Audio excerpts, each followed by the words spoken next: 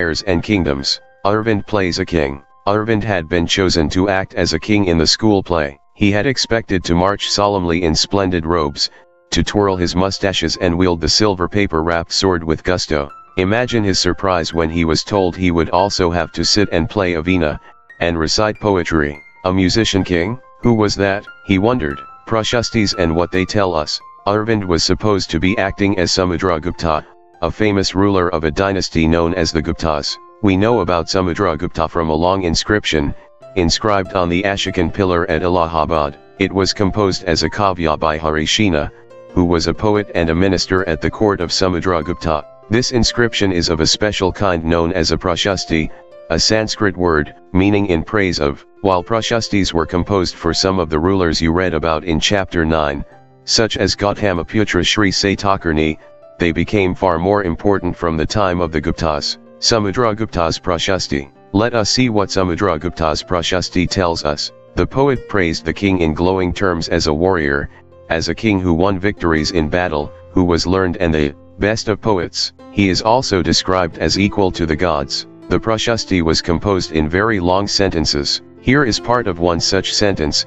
Samudragupta the warrior, whose body was most charming, being covered with the plenteous beauty of the marks of hundreds of scars caused by battle axes, arrows, spikes, spears, barbed darts, swords, iron clubs, javelins, barbed arrows, long arrows, and many other weapons. What does this description tell you about the king, and also about how kings fought wars? If you look at map 7, page 105, you will notice an area shaded in green. You will also find a series of red dots along the east coast, and you will find areas marked in purple and blue as well. This map is based on the information provided in the Prashasti. Harishina describes 4 different kinds of rulers, and tells us about Samudragupta's policies towards them. 1. The rulers of Aryabharta, the area shaded in green on the map. Here there were 9 rulers who were uprooted, and their kingdoms were made a part of Samudragupta's empire. 2. The rulers of Dakshinapatha. Here there were 12 rulers, some of whose capitals are marked with red dots on the map. They surrendered to Samudragupta, after being defeated, and he then allowed them to rule again. 3. The inner circle of neighboring states, including Assam, coastal Bengal, Nepal, and a number of Ghana Sanghas.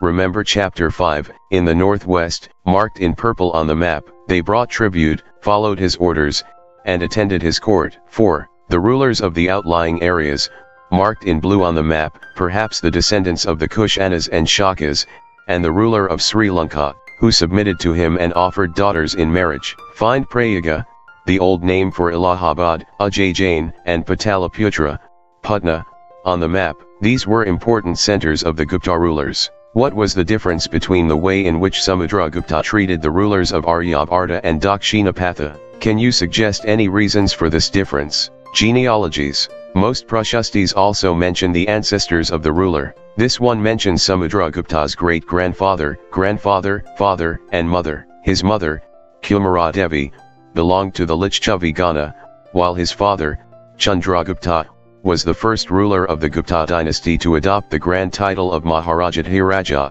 a title that Samudragupta also used. His great-grandfather and grandfather are mentioned simply as Maharajas. It seems as if the family gradually rose to importance. Arrange these titles in order of importance: Raja, Maharaja, Maharaja. Samudragupta in turn figures in the genealogies, lists of ancestors, of later rulers of the dynasty, such as his son, Chandragupta II. We know about him from inscriptions and coins. He led an expedition to western India, where he overcame the last of the Shakas. According to later belief, his court was full of learned people, including Kalidasa the poet, and Aryabhata the astronomer, about whom you will read more in chapter 11. Vikram Samvat. The era beginning in the 58 BCE is traditionally associated with Gupta king, Chandragupta II, who had founded it as a mark of victory over the Shakas and assumed the title of Vikramaditya, Harshavardhana and the Harshakarita. While we can learn about the Gupta rulers from their inscriptions and coins, we can find out about some kings from biographies. Harshavardhana, who ruled nearly 1,400 years ago, was one such ruler. His court poet, Banabhata, wrote his biography, the Harshakarita, in Sanskrit. This gives us the genealogy of Harsha, and ends with his becoming king. Xian Zhang, about whom you read in chapter 9, also spent a lot of time at Harsha's court and left a detailed account of what he saw. Harsha was not the eldest son of his father, but became king of Thanesar after both his father and elder brother died. His brother-in-law was the ruler of Kanauj, see map 7, and he was killed by the ruler of Bengal. Harsha took over the kingdom of Kanauj, and then led an army against the ruler of Bengal. Although he was successful in the east, and conquered both Magadha and Bengal, he was not as successful elsewhere. He tried to cross the Narmada to march into the Deccan, but was stopped by a ruler belonging to the Chalukya dynasty, Pulakshin II. Look at political map of India and list the present-day states which Harshavardhana passed through when he went a. to Bengal and b. up to the Narmada. The Pallavas, Chalukyas, and Pulakshins Prashasti. The Pallavas and Chalukyas were the most important ruling dynasties in South India during this period. The kingdom of the Pallavas spread from the region around their capital, Kanchipuram, to the Kaveri Delta, while that of the Chalukyas was centered around the Raichur Dub, between the rivers Krishna and Tungabhadra. Aihole, the capital of the Chalukyas, was an important trading center, see map 7. It developed as a religious center, with a number of temples. The Pallavas and Chalukyas frequently raided one another's lands, especially attacking the capital cities, which were prosperous towns. The best-known Chalukya ruler was Pulakshin II. We know about him from a Prashasti, composed by his court poet Ravikirti. This tells us about his ancestors, who are traced back through 4 generations from father to son. Pulakshin evidently got the kingdom from his uncle. According to Ravikirti, he led expeditions along both the west and the east coasts.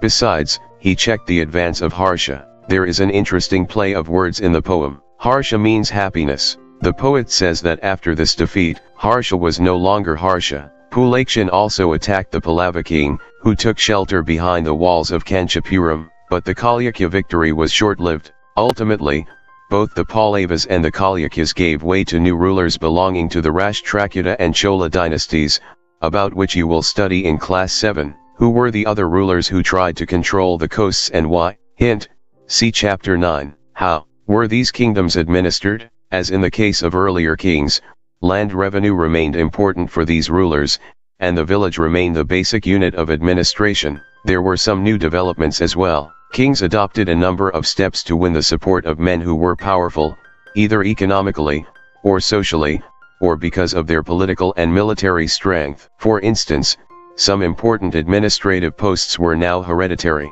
This means that sons succeeded fathers to these posts. For example, the poet Harishina was a Mahadandanaika, or chief judicial officer, like his father. Sometimes, one person held many offices. For instance, besides being a Mahadandanaika, Harishina was a Kumaramadhya, meaning an important minister, and a Sandivigrahika, meaning a minister of war and peace. Besides, important men probably had a say in local administration. These included the Nagara Shreshthi or chief banker or merchant of the city, the Sarthavaha or leader of the merchant caravans, the Prathamakolika or the chief craftsman, and the head of the Kayasthats or scribes. These policies were reasonably effective, but sooner or later, some of these powerful men grew strong enough to set up independent kingdoms. What do you think may have been the advantages and disadvantages of having hereditary officers? A new kind of army. Like earlier rulers, some of these kings maintained a well-organized army, with elephants, chariots, cavalry, and foot soldiers.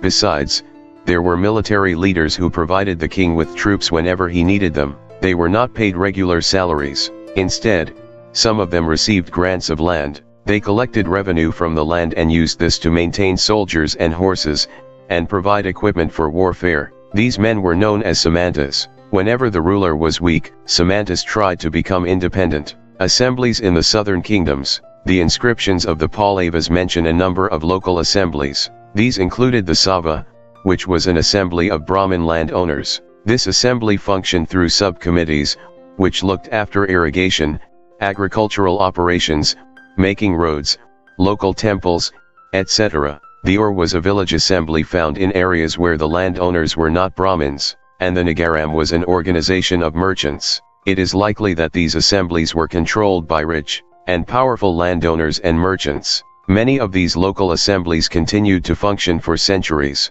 Ordinary people in the kingdoms. We can catch an occasional glimpse of the lives of ordinary people from plays and other accounts. Let us look at some of these. Kalidasa is known for his plays depicting life in the king's court. An interesting feature about these plays is that the king and most Brahmins are shown as speaking Sanskrit, while women and men other than the king and Brahmins use Prakrit. His most famous play, Abhijanana Shakuntalam, is the story of the love between a king named Dushyanta and a young woman named Shakuntala. We find an interesting description of the plight of a poor fisherman in this play. A fisherman finds a ring. A fisherman found a precious ring, which the king had given to Shakuntala, but which had been accidentally swallowed by a fish. When he went to the palace with it, the gatemen accused him of theft, and the chief police officer was rather rude. However, the king was happy when he saw the ring and sent a reward for the fisherman. Then, a police officer and the gatemen decided to take a share of the reward, and went along with the fisherman to have a drink. Do you think that if a poor man finds something and reports this to the police he would be treated like this today? Name a famous man who taught in Prakrit and a king who issued inscriptions in Prakrit. Hint: see chapters 6 and 7.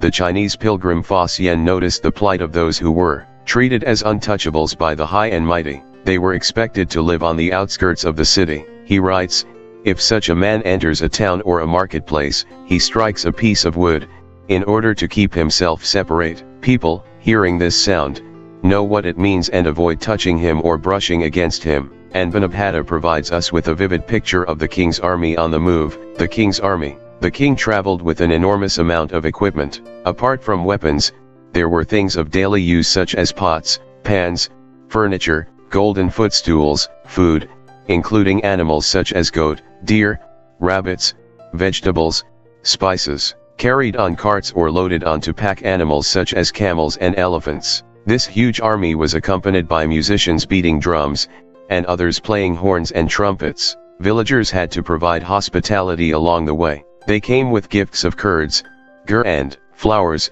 and provided fodder for the animals. They also tried to meet the king, and place their complaints and petitions before him. The army left a trail of destruction behind. Elephants often trampled down the huts of villagers, and the oxen yoked to the caravans of merchants ran away, scared by the tumult. As Banabhata says, the whole world was swallowed up in dust. Make a list of all the things that were carried with the army. What did the villagers bring for the king? Elsewhere, find Arabia on map 6, pages 76 to 77. Although it is a desert, it was at the hub of communications for centuries. In fact, Arab merchants and sailors played an important role in the sea trade between India and Europe, see page 92. Others who lived in Arabia were the Bedouins, pastoral tribes depending mainly on camels, hardy animals that could survive in the desert.